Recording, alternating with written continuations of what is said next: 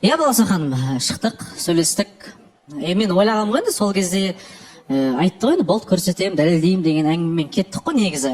Бірақ мен ойладым бір оңай болады деп ше. Шығамыз, көрсетеді, звондайды, сөйлесеміз. Болды сонымен тез-тез өзім де шешкім келіп тұр ғой тез-тез ше. Бірақ қандай басына берген жоқ. Жаңағыдай жоқ сөйлеспейсің деген сияқты қылып ше. И сондай сол нәрсемен кішкене тоже ұзағынан отырып, сәл ұрсып қалдық, сөзге келмей қалдық. Кішкене білмеймін, қырсықты ма, не ойлаған, не бүйтіп істеген түсінбедім. Бірақ енді сол кезде дәлелдеймін деп шыққаннан кейін шығып, сразу сол нәрсені шешіп тастап, адам сияқты жүрейікші деген ниет болды да, менде болды. Иә, Балауса ханым, сол шыққан кезде мен кішкене андай қырсығып қалдым деп айтайыншы. Неге сенбейсің деген сияқты ішімдегі бір сұрақтарым болды да, бірінші қойып алғым келді да, сосын барып дәлелдегім келді.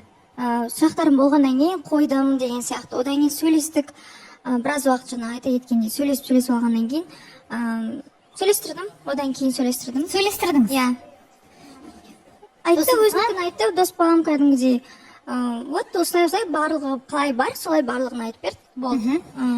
Ода бір андай бір мені былай қылып шығарғаннан кейін андай ойлағам ғой, мә құрсын, мен кінәлі болып қалдым ғой мына жерде деген сияқты. Тем более қатысушылардың алдында, халықтың алдында мен бір жаман адам сияқты болып көрініп қалдым. Бізге жолданған Аягөз аудиожазба бар екен. Сол досыңыздың өзіңіз Алишер жіберген болатынсыз. Қазір сізге жазған хат болатын. Қазір бірге тыңдап алайық. Аудиожазбада не делінген? Уағалейкумассалам, брат.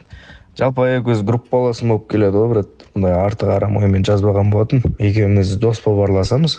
Ондай бір артық ара қатынас ештеңе жоқ арамызда. Сол қосылаяқтан көріп қалған болатын. Бір-екі рет одан кейін қал жағдайын сұрап, жатыр ол жақ деп сол сияқты сұрақтар қойған болатын. Ондай бір артық ара қатынас болған жоқ бізде. Түсінемін, брат, сен де осылай сұрап жатқаныңды. Өзімнің де қызым бар. Мен қызыма да өстіп жазып отырса да маған да обидно болады. Так что, брат, уайымдама. Ондай бір артық арамай болған жоқ. Бақыт тілеймін екеуіңе.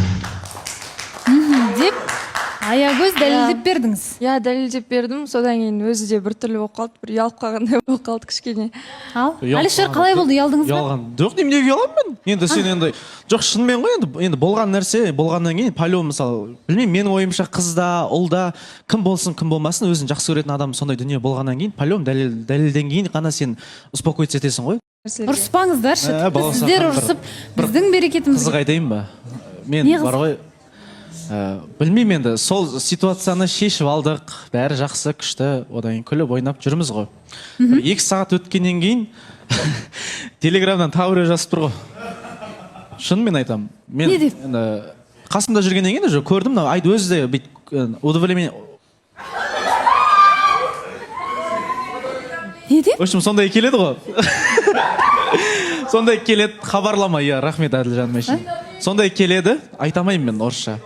Сон көрем, сосын сұраймын, мынау кім деп. Жай сөйлескен адам дейді, басында. Сон мен тұрамда, мен берші телефон деп, мен сөйлесейін деймін да. Бірақ Аягөздің артынан мен омен сөйлесем. Типа Аягөз болып ше, жақсы өзің қалайсың, не істеп жатсың, ана мынау деген сияқты қылып. Бірақ басында шынымды айтайын, Балауса, мен ана әңгімені шешіп алғаннан кейін, андай прикол ұстап отырдым, мен андай бір серьез қабылдаған жоқпын, короче. Енді ана жігіттің енді фотосы да тұр, бәрін көріп тұрмын ғой өз көзіммен. И содан кейін сұраймын ғой, типа, маған айтты, жай сөйлескен адам деді басында.